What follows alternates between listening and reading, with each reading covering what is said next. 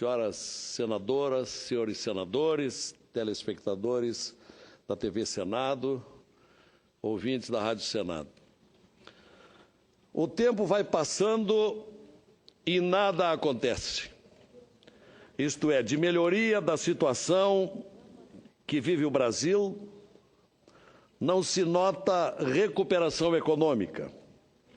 Ao contrário, a arrecadação federal cai pelo quarto mês consecutivo, a taxa básica de juros segue nas alturas e sem tendência de redução, o dólar em disparada, e se quiser baixá-lo, o governo vai ter de partir para a compra, o que reduzirá nossas reservas. A inflação segue incontida, as empresas diminuindo a produtividade, o desemprego se disseminando, segundo dados do Ministério do Trabalho, bem recentes, de janeiro a junho, 345.417 trabalhadores perderam o emprego. Maioria nas indústrias, com os empresários percebendo que a situação não é transitória. Vai longe. A perspectiva da economia, portanto, são desanimadoras, com cruel repercussão no poder de compra das famílias, principalmente entre os consumidores mais pobres. Aliás, gerando aqui uma contradição que convém relembrar. Se o presidente Lula, lá atrás, liderou o combate à fome, a sua imprevidência com as reformas e falta de políticas estruturantes estão aí produzindo esses resultados bem à vista, tenebrosos, resultados que sua sucessora recebeu e que não soube combater. Faltou a Lula propor uma política macroeconômica ao país. E hoje, como um dos tantos resultados nefastos, o governo vem pagando, só em juros da dívida pública, 225 bilhões de reais. 225 bilhões de reais só nos primeiros meses deste ano. E a tendência é a conta de juros seguir cada vez pior. Nesse particular, escreveu bem na Folha ontem o professor de Economia da USP, Simão Silber. A Bolsa Agiota é maior que a Bolsa Família. Lula, portanto, tem responsabilidades por esse descalabro em que vivemos. Mais do que isso, se Lula, que se tornou um mito na política nacional, hoje se vê não só desacreditado, mas acusado como responsável pelo desmoronamento ético que o Brasil vive. Ao não coibir, primeiro, o escândalo do mensalão e depois se tornar conivente e autor de perniciosas indicações a cargos importantes da gestão pública do país, escolhendo poderosos assessores que tanto mal fizeram ao Brasil, a começar por José Dirceu, seu braço direito nos ministérios e hoje atrás das grades, por tudo o que se sabe e pelo que fez. E a colocação nos postos chaves da Petrobras, de figuras destacadas, hoje nos inquéritos policiais e nos processos criminais. A equipe de Lula, Nestor Severó, Pedro Barusco, Renato Duque, Jorge Zelada, Júlio Camargo, Fernando Baiano, Léo Pinheiro, Alberto Youssef, Paulo Roberto Costa e outros, formadores da grande organização criminosa que vinha desviando bilhões da Petrobras e outras estatais do Brasil. Este é o problema ético, senhores senadores, que se junta indissociavelmente às crises política e econômica do Brasil. Mas ainda bem que este valor, o valor ético, está sendo recuperado pela digna, destemida, patriótica atividade da Justiça Federal de Curitiba, sob a liderança do já chamado herói brasileiro Sérgio Moro, na mesma linha do Procurador-Geral Rodrigo Janot, que na semana que vem haveremos de estar aqui referendando sua continuação no cargo. Senador Lazier. Pois não? Se possível, gostaria de uma parte. Pois não? Senador Lazier, enfim, respeito, claro, o seu ponto de vista, embora me dê também o direito, e sei que Vossa Excelência está fazendo, tanto é que está me concedendo a parte, de discordar profundamente, né, das considerações que Vossa Excelência faz aqui a respeito do ex-presidente Lula, né. Eu até entendo, senador Lazier, os ataques que o presidente Lula vem sofrendo, estimulados, né, por setores da oposição conservadora desse país.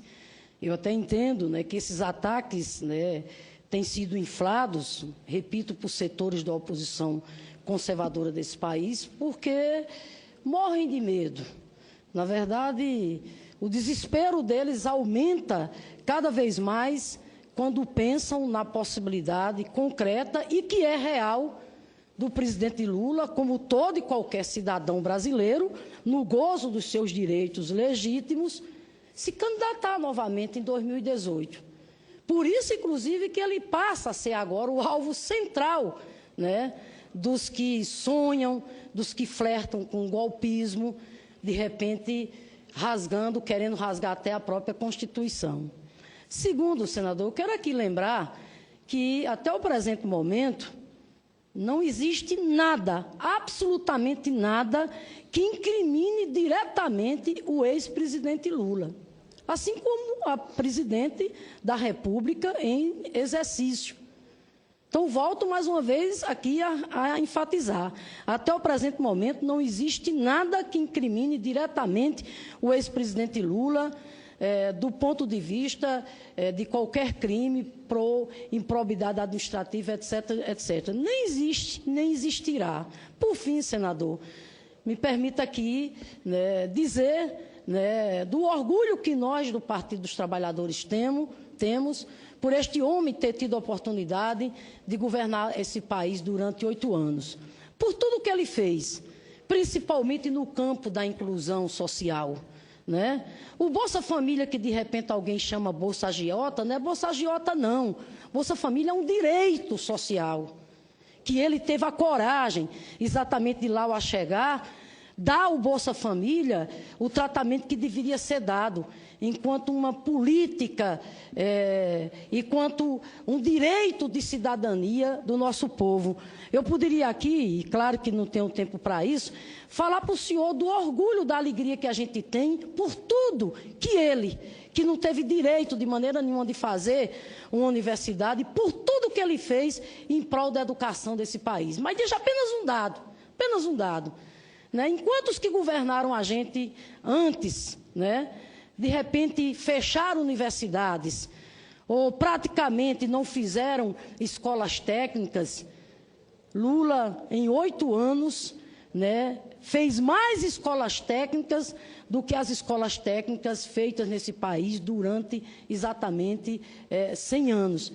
Então, sem dúvida nenhuma, foi um presidente que teve muita sensibilidade, talvez até pela sua história, pela sua trajetória, teve uma sensibilidade, né, extraordinária do ponto de vista de apostar e de investir na expansão e fortalecimento da educação do nosso país. Então, quero aqui, me permita, né, fazer aqui esse registro, né, do orgulho que a gente tem, né, desse homem ter tido a oportunidade de governar esse país e por tudo que ele fez em prol, né, da melhoria da qualidade de vida do povo brasileiro. Povo brasileiro que não o esqueceu, e eu não tenho nenhuma dúvida, não o esquecerá jamais. Eu agradeço o seu aparte, senadora Fátima, uma senadora que nós aprendemos a admirar, respeitar, pessoa educada e uma destacada senadora desta casa. Agora, concordo com a senadora que não há nenhum crime apurado até agora contra o ex-presidente Lula.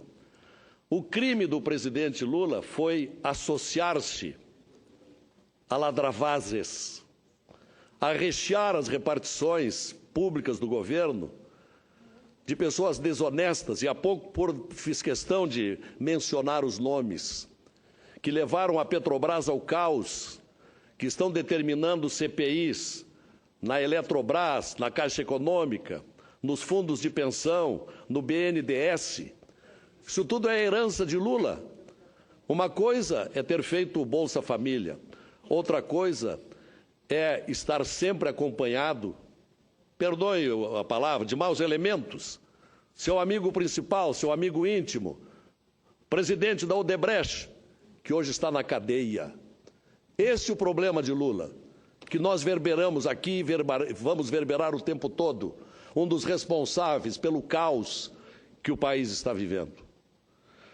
Mas eu estava aqui exaltando a Justiça Federal de Curitiba, a presença de Sérgio Moro nos trabalhos que vem desenvolvendo, o procurador Rodrigo Janot, que na semana que vem haveremos de referendar aqui para continuar no cargo, os seus companheiros da Procuradoria da República, entre os quais eu faço questão de destacar um gaúcho, figura de primeira linha na força-tarefa, que é o procurador da República do Rio Grande do Sul, Douglas Fischer. Esta aguda crise que nós estamos vivendo está repleta de pontos negativos, mas ao menos faz despontar a isolada atuação positiva de instituições como a Justiça Federal de Curitiba, do Procurador da República e da Polícia Federal.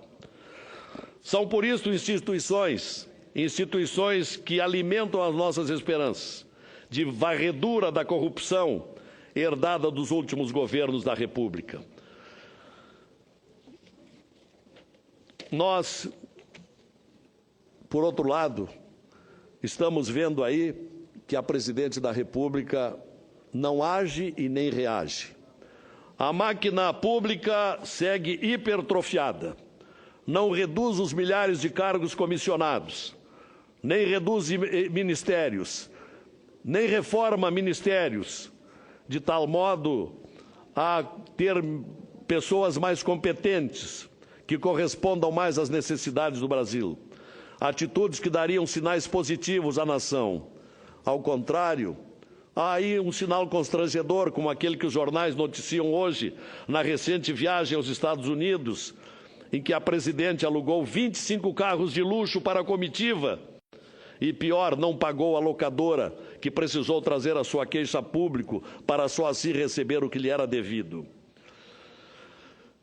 Muito menos a senhora presidente considera o pedido da OAB Federal, com toda a força de sua representatividade, que está pedindo que a presidente reconheça o engodo a que levou o eleitorado brasileiro com promessas não cumpridas e com a transmissão ilusória de um Brasil próspero que só existiu no marketing mentiroso e na propaganda enganadora da campanha pela televisão, uma traição ao povo.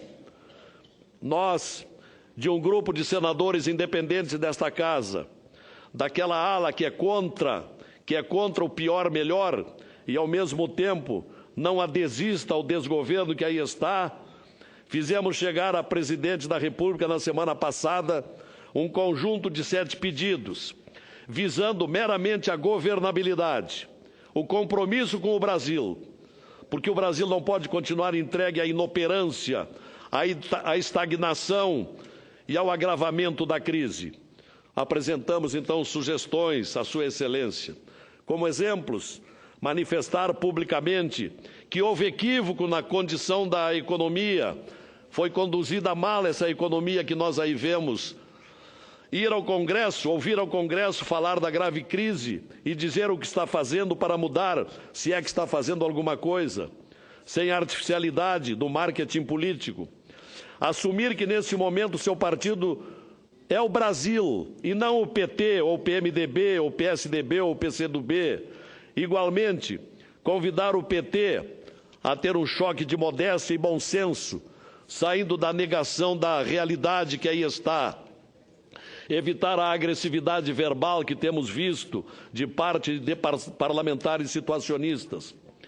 Tomar medidas de austeridade, como reduzir o número de ministérios, recompô-los com mais respeitabilidade e competência, mais do que a indicações partidárias. tentar um governo que unifique o país, como fez, por exemplo, Itamar Franco, quando assumiu o lugar de Collor, com a retomada da capacidade de gestão. Apoiar enfaticamente as investigações conduzidas pelo Ministério Público Federal e pela Polícia Federal na Operação Lava Jato. Convidar lideranças independentes da oposição aos movimentos sociais, empresários, entidades representativas, para propor uma agenda Brasil de verdade. Ouvir as vozes que tomam conta das ruas, refletindo um desejo de limpeza na política, o que é aspirado há tanto tempo e não acontece. Uma limpeza nas instituições, com perspectiva de correção de rumo. Enfim, senhores e senhoras senadoras, senadora Cir Gárgaras, as esperanças vêm minguando. Gárgaras, é Gurgas. As esperanças vêm minguando. Porque o tempo passa e as medidas confiáveis de mudança não são adotadas. E nós do Senado, representantes de nossos estados, cobramos celeridade, cobramos medidas urgentes, concretas, porque a piora da crise, a cada dia, abala todos nós indistintamente. Vivemos atualmente meramente de guerra verbal, de tudo que é lado, cobranças nas ruas, mas nada de ações que venham denotar a recuperação do Brasil. Obrigado, senhor presidente.